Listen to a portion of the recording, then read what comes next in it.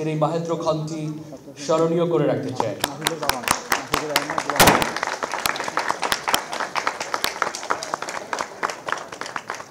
আজকের এই মুহূর্তটি শুধু একটি গণমাধ্যমের আনুষ্ঠানিক যাত্রা নয়, বরং এটি একটি আদর্শিক অভিযাত্রার সূচনা।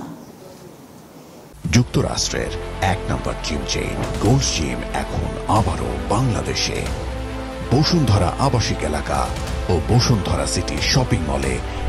যে অভিযাত্রা আমাদের অতীত থেকে শেখে, বর্তমানকে নির্ভরযোগ্য করে তোলে এবং ভবিষ্যতের জন্য হয়ে দাঁড়ায় আলোকবর্তিকা।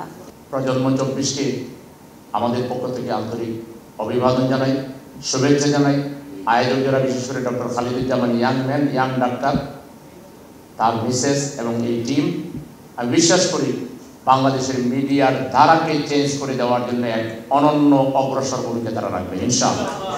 তাদের সর্বাত্মক সফলতা কামনা করে আজকের এই আয়োজন আল্লাহ তাআলা কবুল করুন এবং এই আয়োজন সঠিকভাবে জাতির সামনে উপস্থাপিত হোক। প্রজন্ম 24কে স্বাগত জানাই। যে ফ্যাসিস্ট শেখ হাসিনা বলেছিল, আমার পতনের আগেই মিডিয়া আমাকে পতন ঘটিয়ে দিয়েছে। মিডিয়া আমাদের যেমন বিগত 17 বছরে কোনো কোনো ক্ষেত্রে আঘাত করেছে, আবার ঠিক এটা সত্য সব কিছু বন্ধ হয়ে যাওয়ার পরও এই সামাজিক যোগাযোগ মাধ্যম সহ তথ্য প্রযুক্তি শেখ হাসিনার পতন ঘটানোর সকল আয়োজন সম্পন্ন করেছে এবং তার শেষ ক্ষোভটা এখানেই ছিল। সজীব অজের জয় বলেছিল, 2.5 লক্ষ লোক নিয়োগ করলাম, তারপরও আমরা এই দেশে ইসলামপন্থী বলে কিছু মানুষ দেখে থামাতে ব্যর্থ হয়েছে।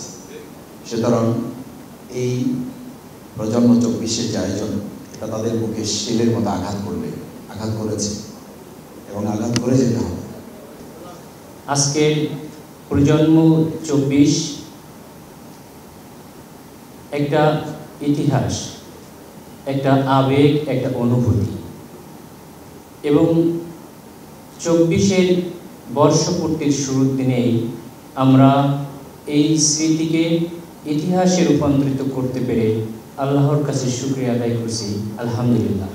প্রজন্ম 24 সত্যের সাথে আমরা আশা করি আপনাদের সার্বিক সহযোগিতায় আমরা দেখেছি যে একটা রাষ্ট্রকে সঠিক পথে রাখতে হলে মিডিয়ার ভূমিকা 4র্থ নম্বরে বলা হয়, কিন্তু আমি মনে করি বর্তমান অ্যান্ড্রয়েড যুগের জেনারেশনের কাছে এবং দুনিয়ার বুকে মিডিয়ার ভূমিকাই 1 নম্বরে আসা উচিত।